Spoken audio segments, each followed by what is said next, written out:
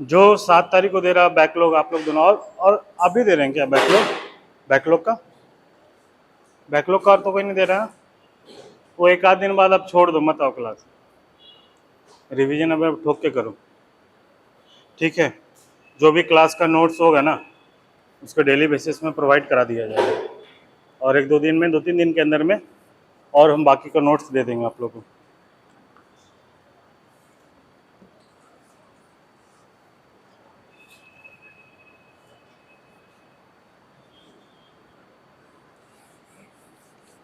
अभी आप लोग पूरा उसको टॉपिक वाइज करते हुए ना उसको सिनॉप्सिस बना के लिखते जाइए, बस मेरा बात मान लीजिए, खाली पढ़िएगा नहीं, लिखते जाइए। अब देखिए जैसे कैसे करना हम बता देते हैं, एक मोटा मोटी सबके लिए काम आएगा। हाँ, एक पेज लो A4 शीट, उसको पलट दो ऐसे करके, इस सेंस में A4 शीट हुआ ये। हम लोग पद साहित्य और गद्य साहित्य पढ़े, इधर लिखो पद, इधर लिखो गद्य। दोनों का इंट्रोडक्शन ना लगभग एक ही है, ठीक है? इंट्रोडक्शन का जो पॉइंट में डालना है डाल दो, दोनों का एक ही साथ इंट्रोडक्शन लिख लो। डिफरेंस कहाँ है हम लोगों का? खाली कंटेंट के अंदर में, जो काल में है उस काल का सिनॉप्सिस बना लो। जैसे सपोज कोई भी जैसे आज हम लोग कोई भी एक नाटक मान लो, नाटक ही ले रहे हैं, तो नाटक का देखना ना सब जगह एक ही बात लिखा हुआ है मोटा मोटी। जितने भी नाटककार हैं ना, नाट्यकार लोग, उन लोग क्या कहना, सामाजिक दर्शन को बहुत ज़्यादा प्रमुखता दिया। सामाजिक समस्या का, पलायन का हो गया, महिला सशक्तिकरण से रिलेटेड हो गया, अंधविश्वास से हो गया, अब यही सब है। तो उसको अगर नाटक का, हम हर नाटक का केंद्र भाव लिख लेते हैं। भाव में जैसे सबका क्या है, सामाजिक सांस्कृतिक दृष्टिकोण बोल दो, कोई आर्थिक भी डाला, और इसी को एक्सप्लेन करके बोल दिया अंधविश्वास पे, कौमा पलायन पे, ठीक है, कौमा महिला पे से रिलेटेड मार दिया, डॉट डॉट डॉट करके। अब इसमें जैसे नाटककार, प्रमुख नाटककार जो है, एक उदाहरण बता रहे हैं, अभी ताज़ा तरीन है इसीलिए हम इसको बता रहे हैं। जैसे प्रमुख नाटककार, इसका जो क्रम भी वही होगा, विकास का बहुत ज़्यादा इसमें नहीं मिलेगा, बस एक लिस्ट मिलेगा कि कौन कौन कितने 1956 में कौन किया था, 58 में कौन किया था, ऐसे करके कुछ लिस्ट होगा। 8-10 को लिस्ट बना लीजिए जो आप याद कर सकते हो, जिसका कंटेंट हमको मिल जाएगा कि हाँ ये नाटक का मेन बिंदु अंधविश्वास था, ठीक है, ये बन गया। उसी तरह जो मेन अब जैसे पूछ देगा अगला पार्ट, ये तो नाटक गद्य का एक नाटक का एक पहलू बता दिए। अब अगला पार्ट अगर पूछ देगा कि आपको सबसे बेहतर नाटककार कौन लगता है, तो नाटककार कौन लगता है तो 2-3 नाटककार का नाम आप लिखिएगा, उसका बेहतरीन क्या है, विशेषता क्या है। अब देखना बहुत सारा चीज़ें है, गद्य बोलो पद बोलो सब जगह एक ही आएगा मोटा मोटी, वही भाषा शैली, वही साहित्यिक शैली, सरल तरीके से, सहज तरीके से प्रस्तुतिकरण करता था। दूसरा, इन लोगों के नाटककार का क्या होता है, सामाजिक दर्शन सबसे ज़्यादा मिलता था, तो लिख दो सामाजिक दर्शन। पर्टिकुलर मान लो गोंजू साहब हैं, गोंजू साहब, गिरिराज गोंजू साहब, जो गोंजू साहब जो थे, उनका सामाजिक दर्शन सबसे ज़्यादा मिलता था। इनका विशेषता था ठेठ नागपुरी, सबको अब मिश्रित रूप मिलेगा बाकी के नाटककार में, लेकिन इनका ठेठ नागपुरी होता था, भाषा शैली एकदम सरल होता था। इस तरह सिनॉप्सिस बना लोगे ना, हर चीज़ का सिनॉप्सिस बना लो टॉपिक वाइज करके, और उसी को एक्सप्लेन करने का आदत, उसी को देखो एक बार सिनॉप्सिस, अच्छा ठीक है ये पॉइंट को हमको ऐड करना है अपने आंसर में। अब बाकी सबका तो वही वाला बात है, लिखने का शैली, उसी को एक्सप्लेन करते जाना है। ये जिस दिन कर लोगे ना, ये जिस दिन करोगे उसी दिन मेंस निकलेगा। क्यों? रीजन हम इसके बार बार एक ही बात बता रहे हैं। क्या होता है जब अगर तुम ये सब काम नहीं किए रहोगे ना, एक पोथी पत्रा जैसा नोट्स को पढ़ते रहोगे ना, पॉइंट को ही भूल जाओगे, कौन सा वर्ड को हमको डालना है वो भूल जाओगे। वर्ड सिलेक्शन, मेंस में वर्ड सिलेक्शन बहुत इंपॉर्टेंट है। कौन सा वर्ड को हमको डालना है जो इम्पैक्ट डालेगा, जो अलग बाकी लोग से अलग करेगा। अदरवाइज कहानी लिखने के चक्कर में ना मेन जो बात होगा वही तुम मिस कर दोगे। ये इसका है, चाहे जीएस का करो चाहे किसी भी कोई नागपुरी का करो, कोई भी सब्जेक्ट का करो, जहाँ पे मेंस है यही काम करना होगा और इसी के बेस में आपको आंसर लिखना होगा। अब आंसर का फॉर्मेट, जैसे टॉपिक हर फॉर्मेट हम बता दे रहे हैं कि कहाँ कहाँ कैसे कैसे क्वेश्चन आएगा, उसी को हेडिंग बना के उसका नोट्स बना लो ना, सिनॉप्सिस। समझ रहे हो? अब जैसे इसमें पूछ देगा कि कौन नाटककार सबसे बेस्ट आपको लगता है, श्रेष्ठ लगता है, तो श्रेष्ठ लगने का कोई रीजन होगा ना। रीजन किस किस क्षेत्र में हम लोग देखेंगे? साहित्यिक क्षेत्र में देखेंगे, विषय वस्तु के क्षेत्र में देखेंगे, साहित्यिक। अब उसको भी डिवीजन करो, यही एक आइडिया लगता है, उसी को डिवीजन करो। जैसे मान लो हम इसका विशेषता कर रहे हैं, मान लो हम गोंजू साहब का हम विशेषता बताने वाले हैं, ये ऐसे भी नाटककार में सबसे ज़्यादा फेमस है। अब विशेषता बता रहे हैं हम, मान लो कि इनका क्या विशेषता है, वाई, क्यों श्रेष्ठ हैं ये, क्यों बेस्ट हैं। अब विशेषता को हम अब जैसे पॉइंट वाइज कर दोगे कि नहीं कि इनका भाषा शैली सहज है, वो तो पॉइंट वाइज हुआ। अब उसको हम ना और कैटेगराइज करते हैं। पहला कर देंगे हम लोग साहित्यिक, साहित्यिक दृष्टि से ये बेस्ट कैसे हैं, इनकी जो शैली, भाषा शैली सरल है, सहज है, ठीक है। और खासकर जो नागपुरी के क्षेत्र के लोग हैं ना, उनको बहुत ज़्यादा अट्रैक्ट करता है। वाई, क्यों? क्योंकि ये ठेठ नागपुरी का यूज़ किए हैं, कर प्रयोग, ठीक है।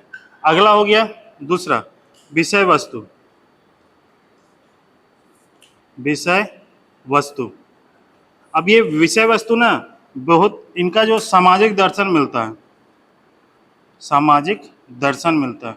दर्शन किस रूप में मिलता है इनका सामाजिक दर्शन? इनका सामाजिक दर्शन मिलता है गांव, ग्रामीण परिवेश को पकड़े हैं,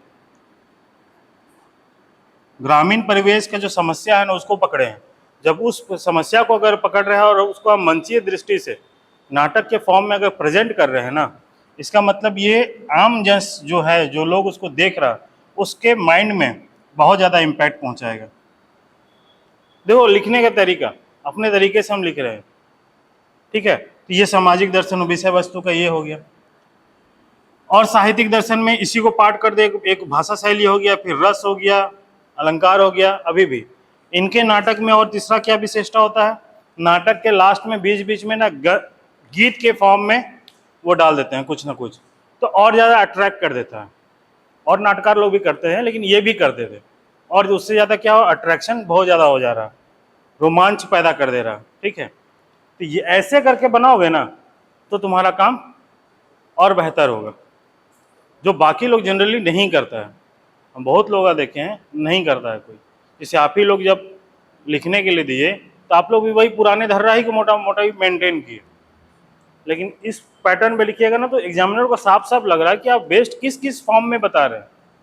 भाषा शैली के फॉर्म में बता रहे हैं, किताब विषय वस्तु के फॉर्म में बता रहे हैं, सामाजिक दर्शन हो रहा है तो कैसे सामाजिक दर्शन हो रहा है उसमें उदाहरण दे दीजिए कि जैसे मान लिया अखरा निंदाय गलक, अखरा निंदाय गलक में किस चीज़ का आ रहा समावेश, अखरा निंदाय गलक में कुछ जो 8-10 उसमें नाटक का जो वर्णन किया गया उसमें देखिए विभिन्न विषय वस्तु दिया हुआ है, तो कहीं ना कहीं ये ज़्यादा उजागर कर रहा है, ठीक है। इस फॉर्म में और इस तरह आप लोग सिनॉप्सिस बनाते चल जाइएगा ना, काम हो जाएगा।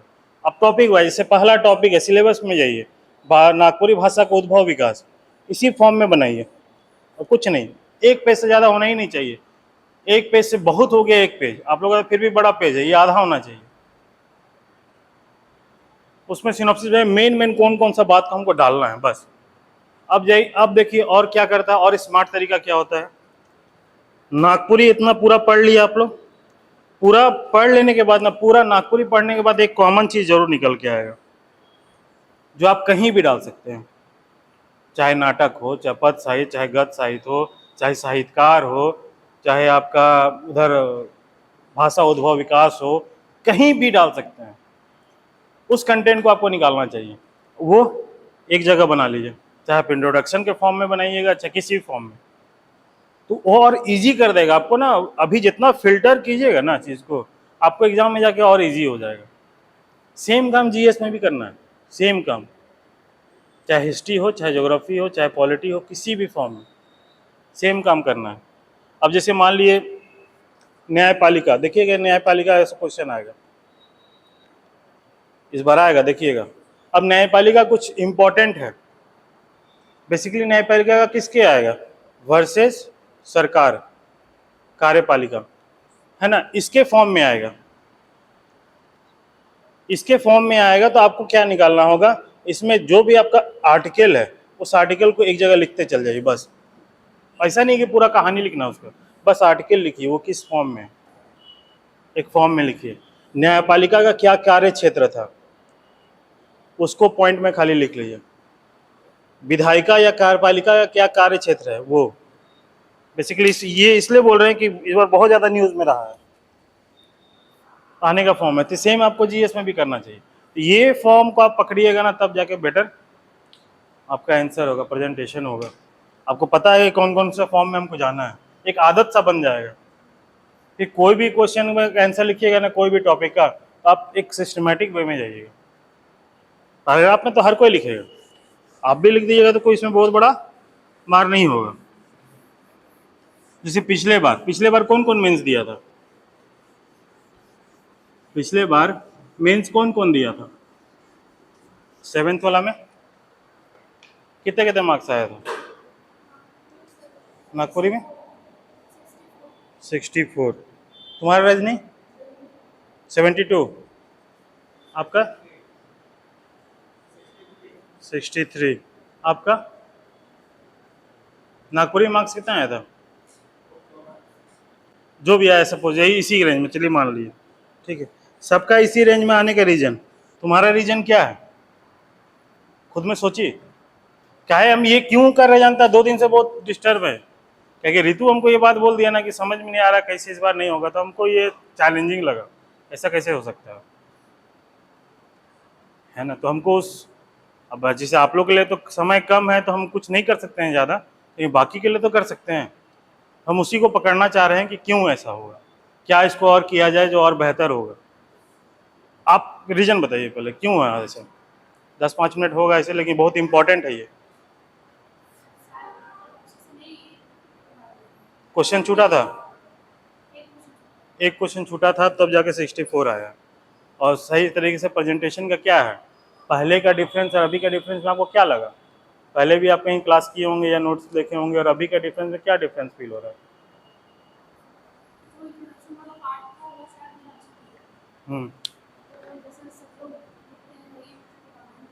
रजनी तुम्हारा कभी परिचय, क्वेश्चन छूटा था, लिख नहीं पाए थे। आपका आशीष सब क्वेश्चन अटेम्प्ट कर दिया था, तुम तो गजबे, तुम शक्तिमान हो। मतलब कि 5 लिखना होगा तो, हाँ लिखा था तो फिर वो तो लिखना ही था यार।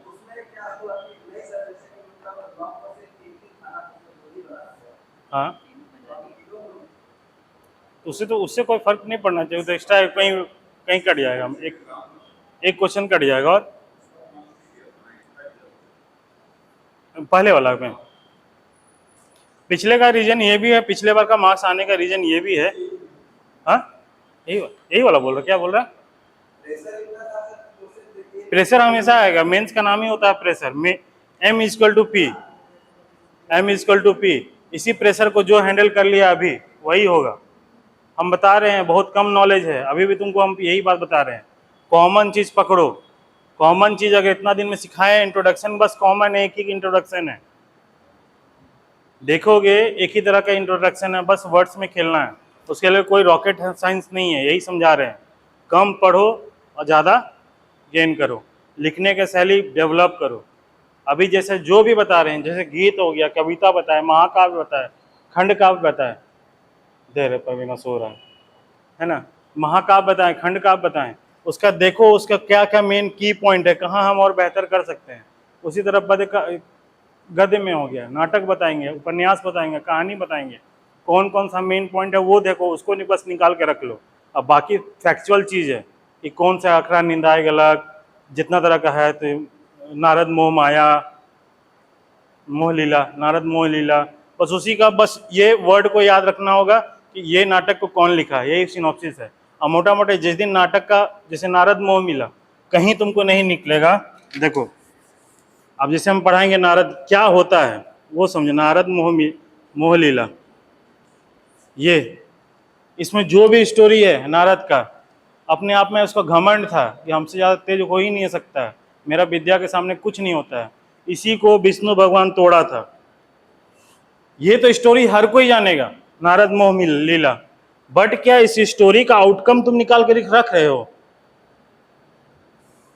जिस दिन आउटकम अपने प्रेजेंट करेगा, बाकी तो हर कोई कर रहा है। नारद मोह लीला को ये कवि लिखा था, सहायक नाटककार लिखा था, इसमें यहाँ इसका प्रकाशन हुआ था, इसका स्टोरी ये है, दिस एंड दैट है। बट क्या इसका जो आउटकम निकल के आ रहा है वो कोई लिखता है? नहीं लिखता है। उसी को तो और बेसिकली हेडलाइन करो इसे इंडिकेट करके, एग्जामिनर को दिखाओ आउटकम हम लिख रहे हैं। आउटकम क्या लिख रहे हैं? आज के समय में भी थोड़ा सा ज्ञान हो जाता है, थोड़ा सा विद्या मिल जाता है, किस तरह हम घमंड में चूर चलते हैं कि हमरे से बेस्ट कोई हो न खे। आज के समय में भी प्रासंगिक है, आजकल खासकर नवयुवक को, आजकल युवा वर्ग को बहुत ज्यादा प्रासंगिक है। वही बता रहा है कि इस नाटक के माध्यम से आज भी तात्कालिक समय, जो अभी वर्तमान समय का जो नवयुवक है, जो वैश्वीकरण के कारण कहीं ना कहीं वो बाहर जाके अपना जो डेवलप कर रहे हैं अपना लाइफ को, वो कहीं ना कहीं एक तरह से घमंड का स्थिति आ गया उनके अंदर में भी आई का हो गया, मी फीलिंग में आ गया। जबकि हमारा समाज क्या होता है? समाज किससे बनता है? वी फीलिंग से। ठीक है, ये आउटकम निकाल के रखो, उसको प्रेजेंट करो आउटकम को, तब चीज आएगा। क्या कुछ और बात है क्या? तो ये सब चीज को निकालना होगा, तब होगा। जहां अंधविश्वास का बात आएगा, जहां पर दहेज प्रथा का कुछ आएगा, तो उसको इंडिकेट करो। वहां वहीं तक सीमित नहीं रखा। एग्जामिनर तुमसे नहीं पूछ रहा है खाली इसका वर्णन करो, एग्जामिनर ये पूछ रहा है कि इसके वर्णन को आप समझे हैं तो उसको किस तरह आउटकम निकाल रहे हैं, क्या एनालिसिस है। समीक्षा करने बोलता है ना जी, वर्ड देखता हो, समीक्षा आता है क्वेश्चन में। समीक्षा करने का मतलब क्या होता है? उसका पूरा एनालिसिस करके आपको निकालना है क्या निकल के आ रहा है, क्या मिल रहा है हमको उससे। तो उसको अभी करना होगा, आप एग्जाम में नहीं कर सकते। हम बार बार बोल रहे हैं, अगर नहीं लिखोगे नहीं होगा। मेरे से लिख लो, ये लिखने से ही शैली बढ़ता है। लिखने से एक दिन हम तुम लोगों को दिया, हमको पता चल गया सबका राइटिंग स्किल क्या है मोटा मोटी, उसको और डेवलप कर लिया होगा। अगर जो कर रहा होगा कर सकता है उसको कि इसको और बेहतर कैसे करे जो बोले। तो जब तक वो चैलेंज नहीं लोगे नहीं होगा। नहीं बोलना चाहिए, एज ए टीचर किसी को नहीं बोलना चाहिए कि नहीं होगा, लेकिन नहीं बोलेंगे तो होगा भी नहीं। ठीक है, देखो हम लोग इसी दौर से गुजरे हैं, हम लोग को भी बहुत कोड़ियापा लगता था। तुम लोग को लगेगा तो कोई इसमें बहुत रॉकेट है, अलग बात नहीं है। हम लोग भी लेजी थे, क्या लिख लेंगे ना, क्या है 4 पेज तो लिखना है, लेकिन होता नहीं एग्जाम के टाइम में। ठीक है, तो हम लोग आज नाटक करते हैं। ठीक है, उसके बाद हम लोग उपन्यास करेंगे, उसके बाद कहानी करेंगे, मोटा मोटी जो जो इम्पोर्टेंट है उसको हम करा देंगे। ठीक है, तो आज हम लोग नाटक कर रहे हैं। ठीक, देखो नाटक को, जो काव्य है ना, काव्य को 2 दृष्टि से हम देखते हैं। एक बोलते हैं दृश्य काव्य और एक बोलते हैं हम लोग श्राव्य काव्य। श्राव्य काव्य में ही हम लोग 2 कैटेगरी, एक नाटक देखते हैं, एकांकी वगैरह देखते हैं, और मंचीय रूप देखते हैं। जो भी बोलो, मंचीय नाटक। ठीक है, श्रव्य काव्य में क्या हो गया, जैसे रेडियो नाटक हो गया, जिसको हम बुकिश फॉर्म में ही रखे हैं, सिर्फ हम देख सकते हैं, मतलब कि सुन सकते हैं। लेकिन मंची ये नाटक में, दृश्य काव्य में क्या होता है, हम उस नाटक को देखते हैं, वहाँ मंच होता है।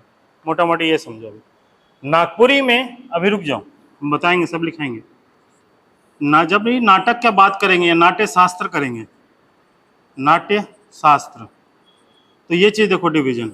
अब ये डिवीजन डालो, नाट्य शास्त्र में, नागपुरी का नाट्य शास्त्र में 3-4 कैटेगरी में हम देखते हैं। एक देखते हैं नाटक, दूसरा देखते हैं हम लोग रेडियो नाटक, और तीसरा देखते हैं मंचीय नाटक, एक चौथा देखते हैं एकांकी। तो इस तरह से पूरा डिवीजन डालो नाटक का जब भी होगा बात। नाटक के फॉर्म में रेडियो नाटक है, मंचीय नाटक है, एकांकी है। अब देखो यहीं से एक क्वेश्चन और बनता है, यहां से क्वेश्चन आया है प्रीवियस ईयर क्वेश्चन कि नागपुरी भाषा विकास में, नागपुरी भाषा साहित्य का विकास में आकाशवाणी या विभिन्न संस्था, इसी में जोड़ देगा, आकाशवाणी या फिर विभिन्न जो संस्था है उसका क्या योगदान है, संस्था का योगदान। तो ये चीज देखोगे, जो एक आकाशवाणी जब फॉर्म हुआ था ना, एस्टेब्लिश हुआ था, उसके बाद से नागपुरी जो भाषा है उसका जो विकास है ना, गजब बढ़ा है। चाहे लोगों का रुचि हो गया बढ़ा, इसमें बहुत ज़्यादा है। एक सेगमेंट ये बन जाता है, एक सेगमेंट अलग, एक सेगमेंट बन जाता है कि नागपुरी भाषा साहित्य के विकास में आकाशवाणी वगैरह का क्या योगदान है या विभिन्न संस्था का क्या योगदान है। तो आपको सारा संस्था को लिखना होगा। एक आकाशवाणी ही आ गया पॉइंट। अगर आकाशवाणी कोई हेडिंग बना के क्वेश्चन करता है तो एक पूरा आकाशवाणी में तुमको आएगा। फिर तुमको पता चलेगा जो आकाशवाणी के संपादक थे वो किस तरह नाटक का निरूपण किए थे, मंचन किए थे, और इससे लोगों को नागपुरी भाषा साहित्य की ओर थोड़ा सा रुझान ज़्यादा बढ़ा था। अब इस मंचन में जितने भी नाटककार थे उनका जो विषय वस्तु हमेशा सामाजिक रहा है।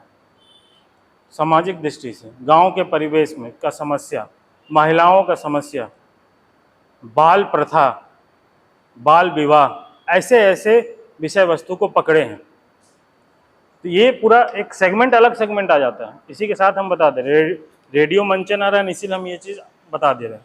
तो कभी भी जब भी करोगे काव्य को तो हमेशा ये दृश्य काव्य और श्रव्य काव्य के सेंस में देखना। और नाटक का नाट्य शास्त्र, नागपुरी भाषा का नाट्य शास्त्र, यहाँ जब भी हेडिंग बनाओगे नागपुरी भाषा कर नाट्य शास्त्र, उसमें नाटक, रेडियो नाटक, मंचीय नाटक, एकांकी, इस रूप में हम देख सकते हैं। इसी फॉर्म में हमेशा जितने नाटककार लोग डिवाइड किए हैं।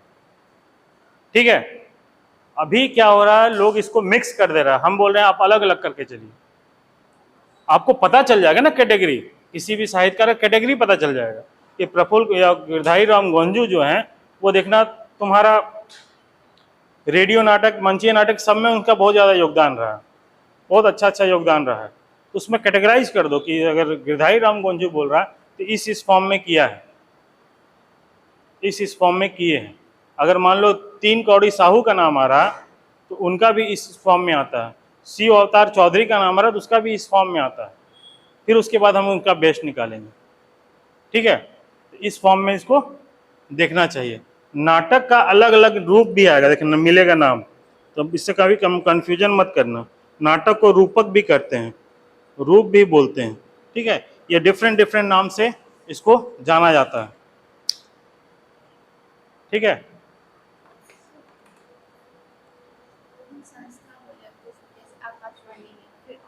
हाँ, और भी संस्था, जैसे नागपुरी के संस्था बताओ, और कोई हजारीबाग में है, चाईबासा में है, और संस्था अभी का जो संस्था तो बताओ कम से कम।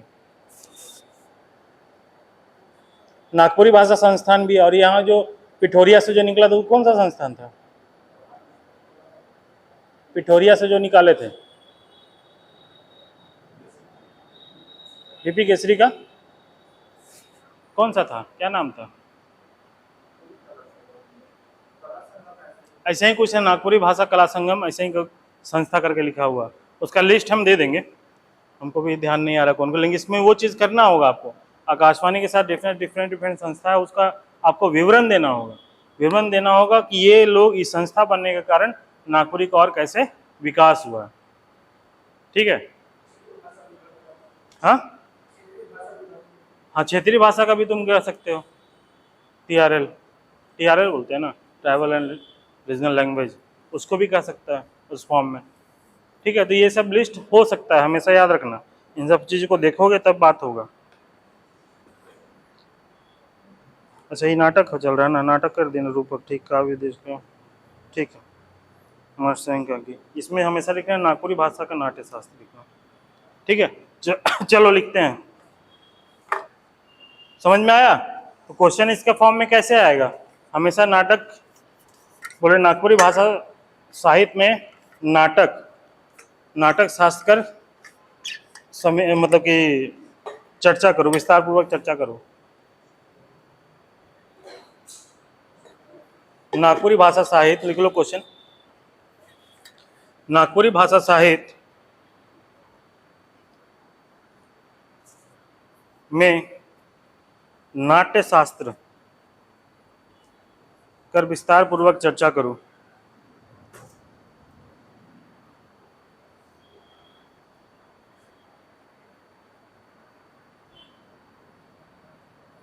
अगला क्वेश्चन,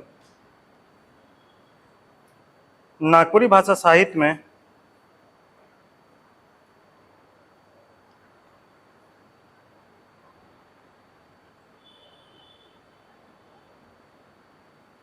आधुनिक नाट्य शास्त्र या नाट्यकार का रचना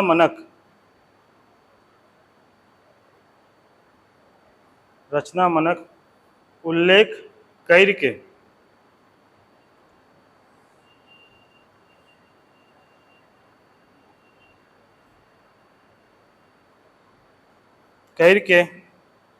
कोनो एक नाट्यकार कर नाटक कर समीक्षा करो।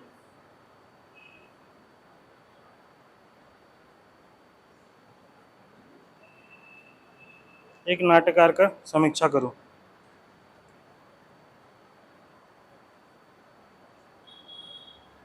अगला क्वेश्चन देखो, अब और अगला चल रहा है अभी।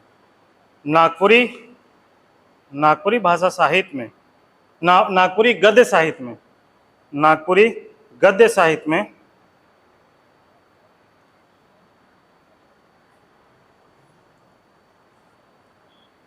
ईसन कौन सी विधा आहे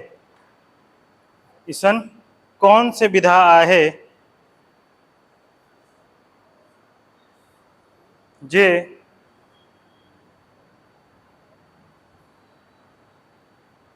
नागपुरी गद्य साहित्य में ईसन कौन सा विधा आहे जे नागपुरी क्षेत्र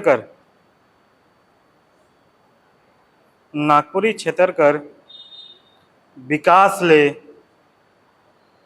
महत्वपूर्ण होएला या हो जाएला।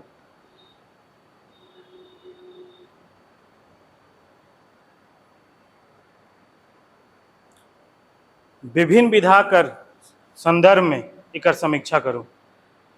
विभिन्न विधा कर संदर्भ में एकर समीक्षा करो। अब देखो ये क्वेश्चन जो है ये बहुत कॉम्प्रिहेंसिव क्वेश्चन है, इसमें पूरा तुम्हारा नॉलेज चाहिए। इस क्वेश्चन को कोई समझा? इस क्वेश्चन को कोई समझा? अगला लिख लो, अगला भी लिख लो, फिर इस क्वेश्चन को समझाते हैं। अगला लिखो, नागपुरी नाटक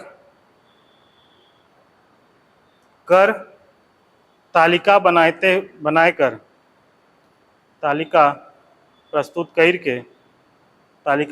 करके ई बताओ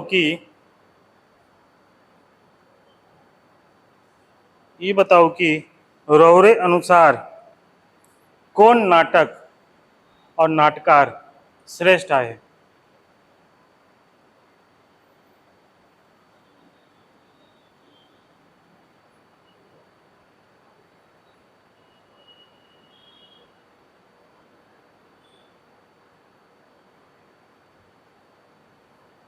ठीक है, अब जैसे मान लो कोई जो पहला दो क्वेश्चन तो बहुत इंपॉर्टेंट सिंपल क्वेश्चन है, ठीक है, इसमें कोई रॉकेट साइंस नहीं दिख रहा है। दो क्वेश्चन जो है नागपुरी गद्य साहित्य में ईसन कौन विधा है जो नागपुरी क्षेत्र का विकास ले महत्वपूर्ण हो जाएगा।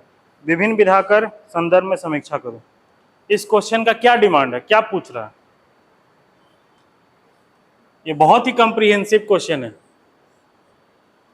मतलब पूरा गद्य है ना, उसका निचोड़ निकालना है, गद्य साहित्य का निचोड़ निकालना है। अब बोला इसमें पहले महत्वपूर्ण विभिन्न विधा, इसका मतलब सारा आ जाएगा, गद्य साहित्य में जितना आ रहा ना सब आ जाएगा, उपन्यास, कहानी, नाटक, एकांकी, मतलब कि तुम्हारा हास्य व्यंग, सब आ जाएगा। अब हम उसमें से देखना, विभिन्न विधा का तो वर्णन कर दिया, अब उसमें से हमको देखना है कौन सा विधा सबसे ज्यादा महत्वपूर्ण आपको लगता है, जिसमें अच्छा कंटेंट आपको रहेगा, विधा को उसी को महत्वपूर्ण बता देना, पहला। दूसरा, अगर हम मान लो देखते हैं तुम कहां कहां ऐसे विधा को पकड़ो, ऐसे विधा को पकड़ना जिसका रिलेवेंस तुमको आज बहुत ज्यादा लगता है। तो नाटक है, हम मेरे हिसाब से नाटक है, और हम बोल रहे हैं नाटक का क्वेश्चन कुछ ना कुछ आएगा, इसलिए हम पहला टॉपिक ही नाटक पकड़े। ये मेरा गट्स फीलिंग कह रहा है आना चाहिए इस बार।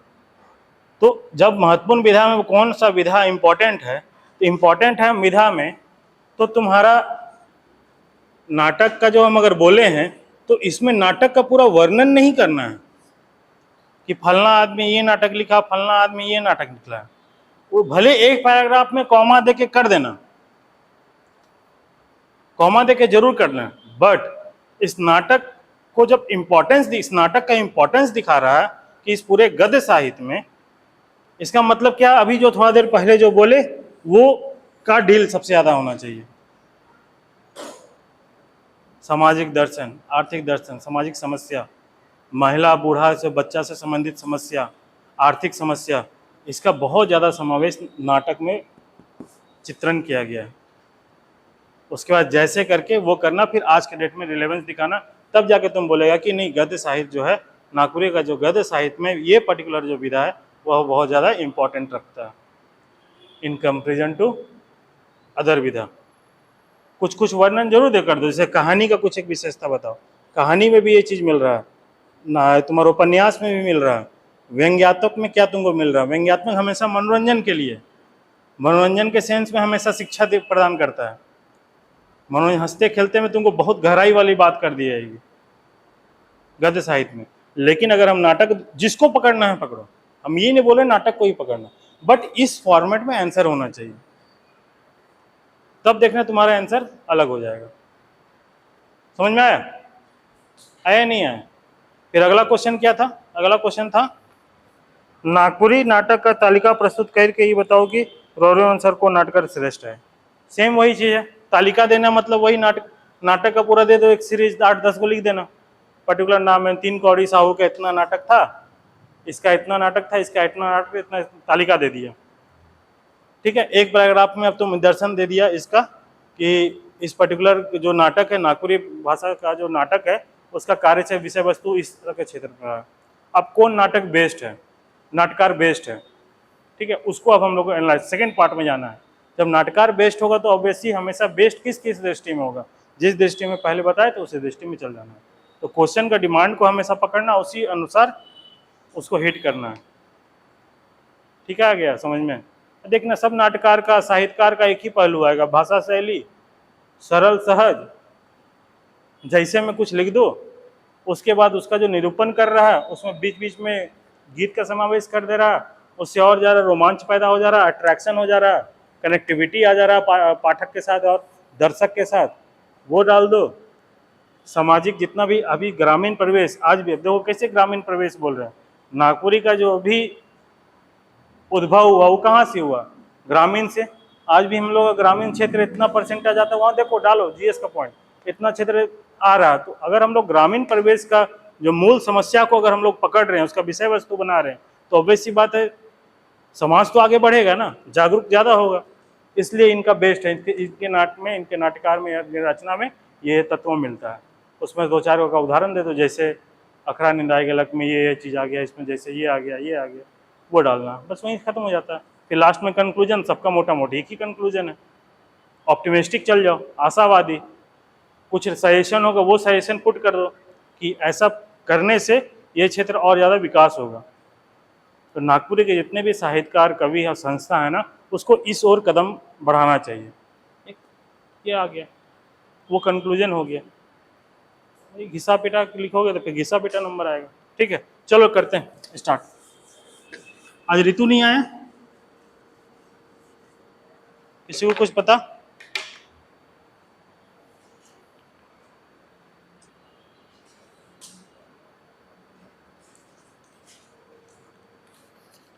चलो नेक्स्ट लिखो नाटक। अरे बाबा,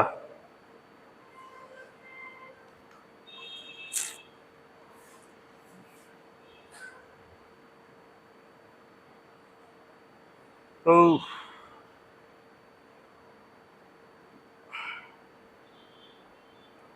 लिस्ट बताते हैं, लिखो। नागपुरी नाटक कर, नागपुरी नाटक कर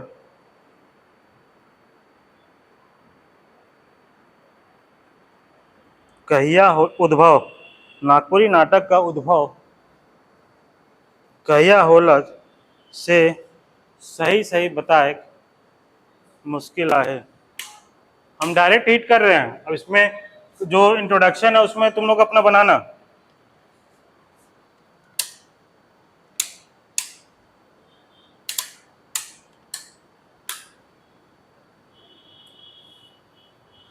मुदा मुदा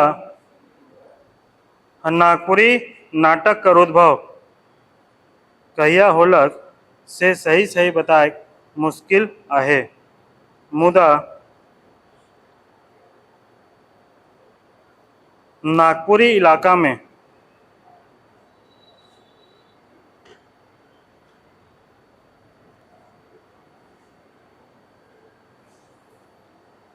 नागपुरी इलाका में सीता बेंगा सीता बेंगाकर गुफा में, नागपुरी इलाका में सीता बेंगाकर गुफा में दूसर तीसर शताब्दी, हमेशा नाटक का याद रखना, ये स्टेटमेंट हमेशा डालना। सीता बेंगा का जो गुफा है वहां पर दूसर तीसर शताब्दी का नाट्यशाला ये मिला था।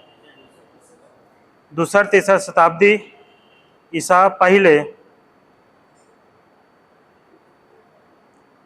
दूसरा शताब्दी ईसा पहले कर नाट्यशाला भेटा है,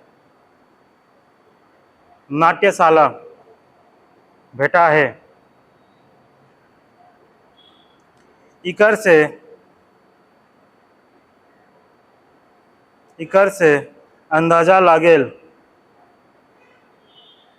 कि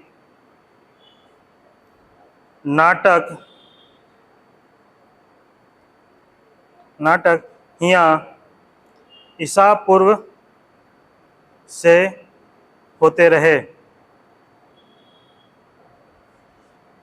ईसा पूर्व से होते रहे, मगर लिखित नाटक साहित्य, मगर लिखित नाटक साहित्य सेखन और उकर बाद कर नी भेटाइल, सेखन और उकर बाद नी भेटाइल।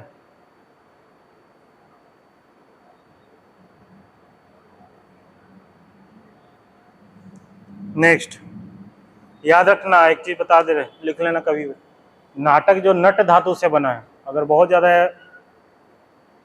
विकास के फॉर्म में क्वेश्चन आएगा ना तो ये रखना नट धातु से बना, न ट में हलंत, नट धातु से बना है नाटक। चलो लिखो नेक्स्ट।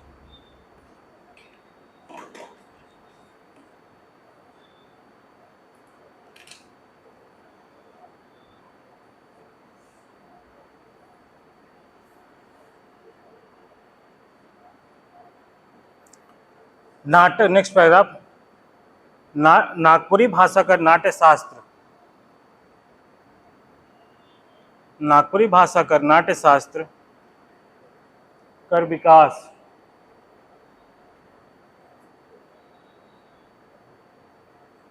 के देखल जाए तो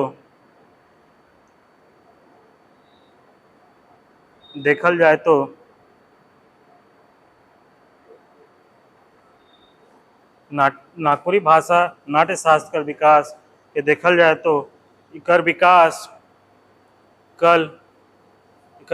का क्रम में आधुनिक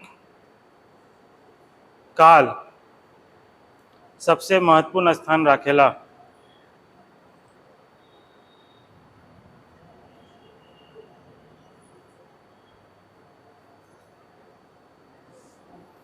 आधुनिक काल सबसे महत्वपूर्ण स्थान राखेला। जैसे पॉइंट नंबर 1, 1956 में 1956 में लिखित नाटक का उद्भव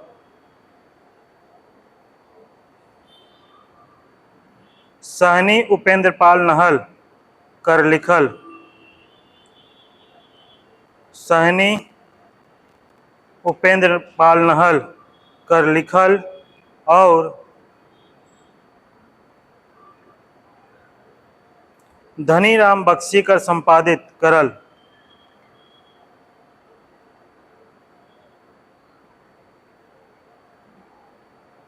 धनीराम बख्शी कर संपादित करल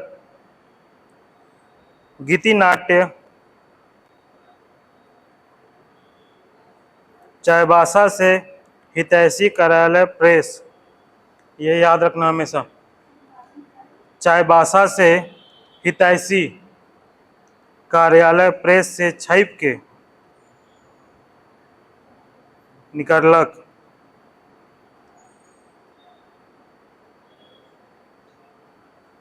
ई गीति नाट्यकर नाव है के नारद मोह लीला।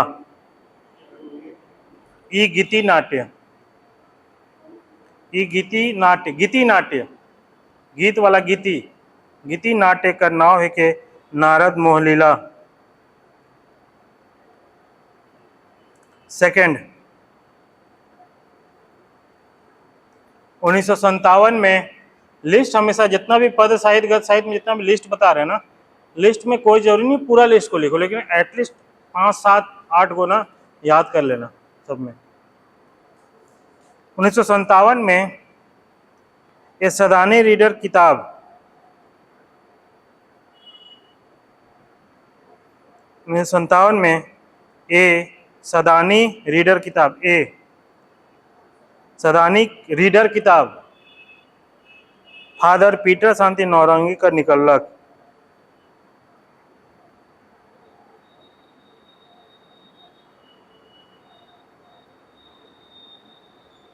इस किताब में 2 गो नाटक देल है।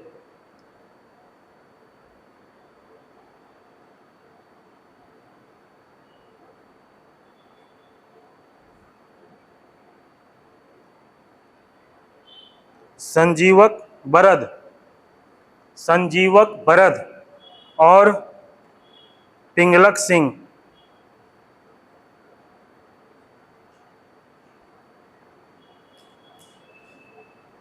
दूसर नाटक है के भालू।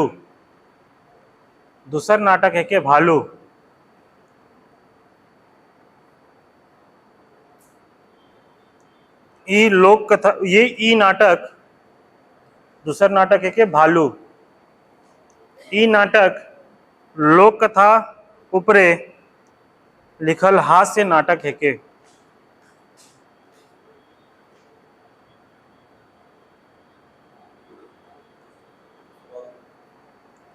इकर में ई नाटक लोक कथा उपरे लिखल हास्य नाटक है के। नेक्स्ट,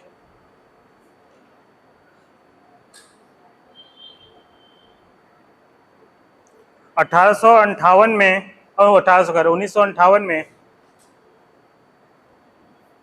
विष्णुदत्त साहू कर लिखल रेडियो नाटक 1958 में विष्णुदत्त साहू कर लिखल रेडियो नाटक सरकारी कार्यालय मनक प्रचार ले लिखल प्रसारित और प्रकाशित आहे। सरकारी कार्यालय ले लिखल सरकारी कार्यक्रम मनक प्रचार प्रसारण और प्रकाशित आहे।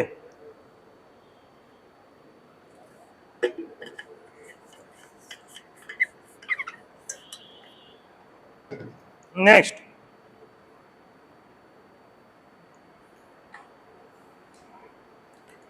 नौरंगी जी का 1964 में नागपुरिया सदानी साहित्य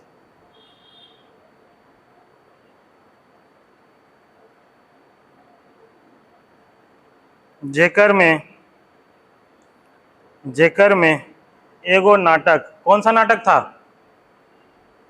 बताए थे ना लास्ट, सगुनिया जोल्हा 1964 में नौरंगी जी का नागपुरी सदानी साहित्य में एगो नाटक जेकर नाम सगुनिया जोल्हा रहे। एहो लोक कथाकर नाटकीय रूपांतरण है के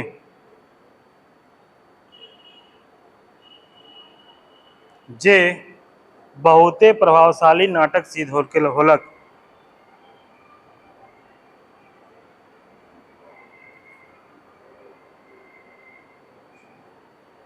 जे बहुते प्रभावशाली नाटक सिद्ध होलक।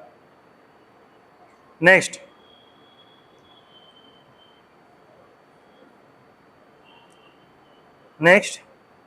ठाकुर विश्वनाथ शाही नाटक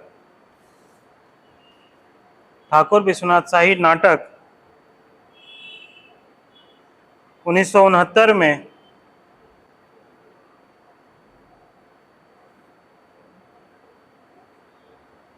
डॉक्टर केसरी कर लेख कर आधार पर प्रफुल्ल कुमार राय लिखलें।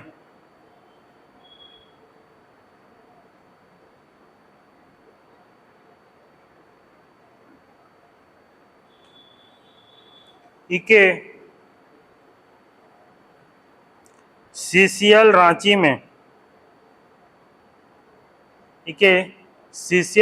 में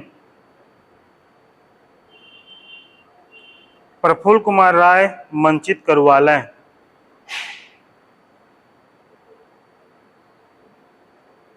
जे बहुते सफल नाटक सिद्ध होलक।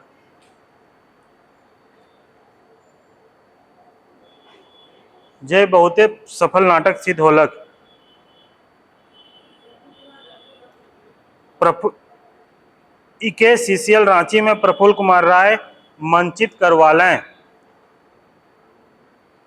जे बहुते सफल नाटक सिद्ध होलक।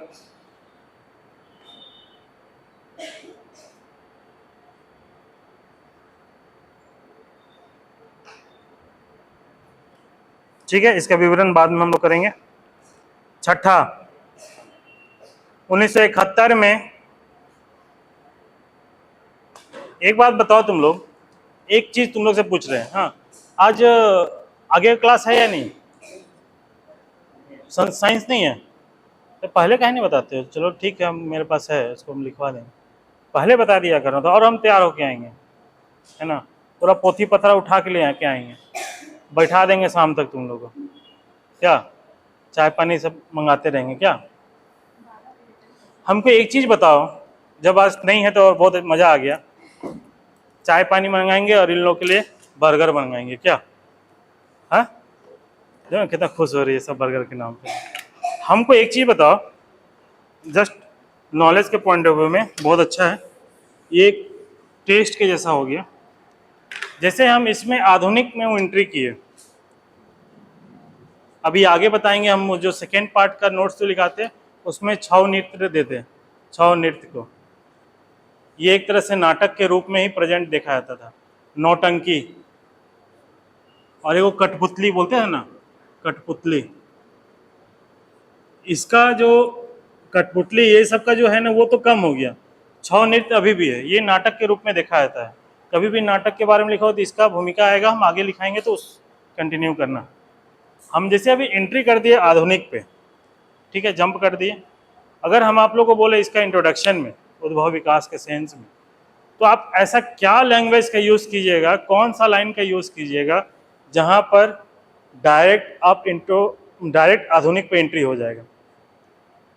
मतलब पहले का कुछ ऐसा कौन सा पैराग्राफ आप लिखिएगा, किस तरह का लैंग्वेज यूज़ कीजिएगा जो डायरेक्ट इसको प्रोवाइड कराए। जैसे पहले एग्जाम्पल हम लोग बताते थे, गद्य साहित्य पद साहित्य में कैसे एंट्री किए हम लोग, लोक कथा, साहित्य काल, भक्ति काल, ईसाई काल, फलना काल। हाँ, तो इसमें ऐसा क्या है, क्या तत्व डालेंगे इससे पहले का? हम तो डायरेक्ट तो लिखा दिए, इसका इतिहास नहीं मिलता, सीधे लिस्ट बताना शुरू कर दिए। उससे पहले ऐसा क्या बात लिखेंगे जो बेस्ट लगेगा? सोचो, एकदम कॉमन है, सोचो जरा, 5 मिनट सोच लो, कोई दिक्कत नहीं। आज तो हम लोग पास टाइम है, कंप्लीट कर ही लेंगे। बताओ, बहुत इंपॉर्टेंट है, सोच लो। गई क्या हो गया प्रवीण, नींद लग रहा है, लेट में सोता है क्या? बताओ, तुम ही बताओ। पुराना सेंस को पकड़ो ना। अब तक गद्य साहित्य, पद साहित्य के जो भी चीज को हम लोग पकड़ रहे थे, लोक साहित्य का काल को पकड़ रहे थे, भक्ति काल, ईसाई काल तक, इतना को हटाना है हम लोग को, इतना ही पार्ट हटाना है ना। अब बाकी को हम लोग को एंट्री तो आधुनिक में एंट्री है कर ही रहे। ऐसा क्या था? और एक चीज गौर करना, इस नाटक में एंट्री ही की है 1956 से, उससे पहले का चीज को एंट्री नहीं की है। नहीं था, क्यों नहीं था? वही तुम्हारा इंट्रोडक्शन होगा एक तरह से, या इसके पहले का पार्ट होगा। अब देखना, जो गद्य साहित्य, पद साहित्य में जितना भी विधा रहा, गीत, कविता, महाकाव्य, खंडकाव्य, और इधर तुम्हारा कहानी, उपन्यास वगैरह जो भी रहा, तो हम नाटक से शुरू कर रहे हैं, तो नाटक की ही बात करेंगे। इससे पहले का जो भी काल था, अगर हम ईसाई काल देखें तो ईसाई लोग का मुख्य उद्देश्य क्या था? शासन व्यवस्था। देखो, यही एनालिसिस है, शासन व्यवस्था, शासन करना था आपको मुख्य काम। तो शासन करने के लिए इनको कौन सा तत्व जरूरत पड़ रहा था? सबसे ज्यादा व्याकरण, जिससे नागपुरी सीखेगा ये था। और इसी के आधार पर कुछ जैसे गीत वगैरह दिया, या हम लोग जो वो धर्म गीत जो बोलते थे, धर्म गीत, यीशु का जो गीत था उस तरह, ये इस शासन व्यवस्था को जस्टिफाई कर रहा था। क्या नाटक का कोई रूप इस व्यवस्था को जस्टिफाई कर पा रहा था? कर सकता था? नहीं कर सकता था ना। वो नाटक कैसे बनाएगा? वो नाटक कैसे बनाएगा कि हमारा शासन व्यवस्था मजबूत हो, पब्लिक तो ऐसे ही भड़कल हो उससे। ये तो अपने इंस्टीट्यूशनल वे में काम कर रहा था ना, ये तो पब्लिक फॉरम है ना, ये तो बाद में ना पब्लिक फॉरम में जा रहा है। जो हम व्याकरण लिख रहे हैं, गीत लिख रहे हैं, कविता लिख रहे हैं, ये तो बाद में ना कवि फॉर्म में जाएगा। बट यहाँ क्या हो, नाटक क्या मंच युद्ध देना उसी वक्त में। तो क्या बाकी अंग्रेज लोग ऐसा दिखाया कि हमारा शासन बहुत अच्छा, आपका शासन बहुत खराब है, उसके आधार पर नाटक लिखेगा? नहीं ना। इसलिए बहुत रेयर ऑफ द रेयरेस्ट एक आध होगा तो होगा, अदरवाइज नहीं है, नगण्य है। 1956 अगर मान लो 1947 के बाद से ही नाटक बढ़ा, उसका रीजन क्या है? रीजन ये है कि 1947 में जब आज़ादी हुआ था, उससे पहले जो था, उस वक्त में हमारे समाज का जो सामाजिक स्थिति था वो काफ़ी डाउन हो गया था। एक सिंपल सा लॉजिक, हिस्ट्री को उठा के लाओ, आर्थिक स्थिति बहुत डाउन था, विभिन्न तरह का समस्या था, अंधविश्वास फैला हुआ था, महिलाओं की स्थिति बहुत दयनीय थी। ये विषय वस्तु को पकड़ के इसी को नाटककार लोग अपना विषय बनाया और नाटक बना के इसका मंचीय रूप प्रदान किया। नाटक मंच की तरह तुमको समझाने की कोशिश किया। नुक्कड़ नाटक बोलते हैं ना, कैसे छोटे शॉर्ट पीरियड ऑफ टाइम में बहुत सारा चीज को एक्सप्लेन कर देता है। ये उसका बैक होगा। आपको ये लिखना चाहिए यहां पर कि पहले का क्या स्थिति था, वहां नाटक कैसे फिट नहीं हो रहा था, इसलिए इसका काल यहां से स्टार्ट हो रहा है। ये शैली को पकड़ना होगा। बुझा चाचा? समझ रहे ना? आशीष समझा? समझ में आया ना? तो इस तरह से चीज को पकड़ना होगा, और एनालिसिस करो कि उसके बैक में क्या था नहीं है, वो चीज को देखेगा तो बात हो रहेगा। ठीक है, ये सब चीज लिखोगे तभी होगा, लिख के दिखाओगे तब ना वहाँ के हम बताएंगे कि हाँ सही तुम लोग सोचा है, सोची है, इसको और इम्प्रूव करेगा, तब ना धीरे धीरे वो डेवलप होगा। ठीक है। नेक्स्ट लिखो, कहाँ तक लिखे थे? 1971 में डॉक्टर गोस्वामी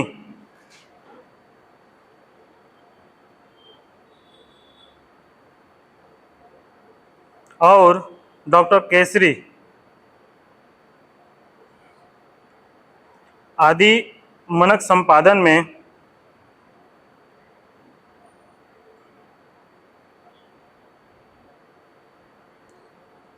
दो डायर फूल 20 फूल, दो डायर 20 फूल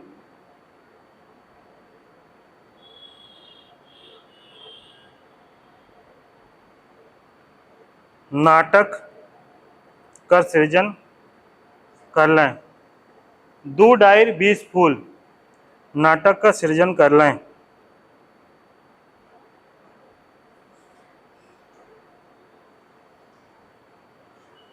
ठीक है, नेक्स्ट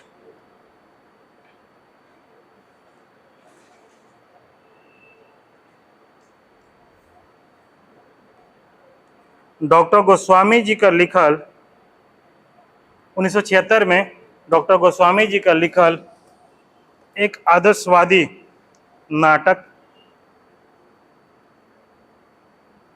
है कि एक झोपा नागपुरी फूल,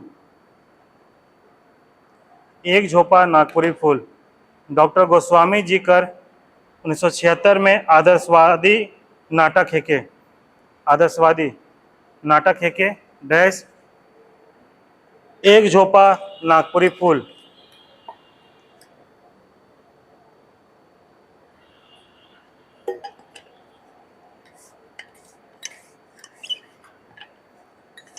नेक्स्ट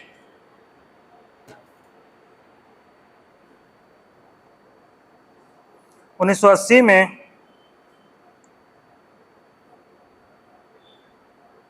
डॉक्टर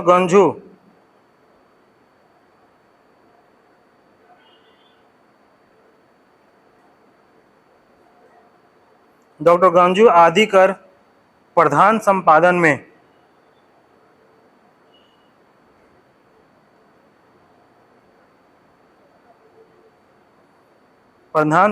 में नागपुरी गद तैरगन किताबालक, तैरगन नागपुरी गद तैरगन किताबालक ई गद संग्रह में इनकर एगो नाटक अखरा निंदाय गेलक हालक देल जाहे। ई गद संग्रह में इनकर एगो नाटक अखरा निंदाय गेलक देल जाहे।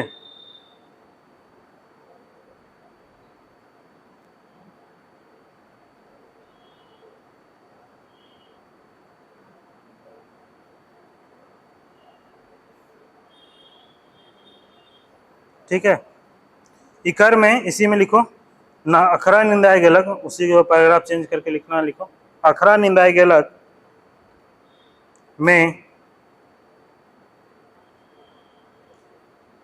एक एक समस्या के सामने राइक के झारखंड कर, अखरा निंदाय गेलक में झारखंड कर एक एक समस्या के सामने राइक के, एक एक समस्या के सामने राइक के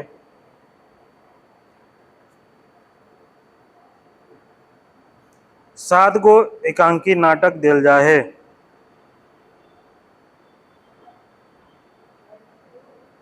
सात गो एकांकी नाटक देल जाहे।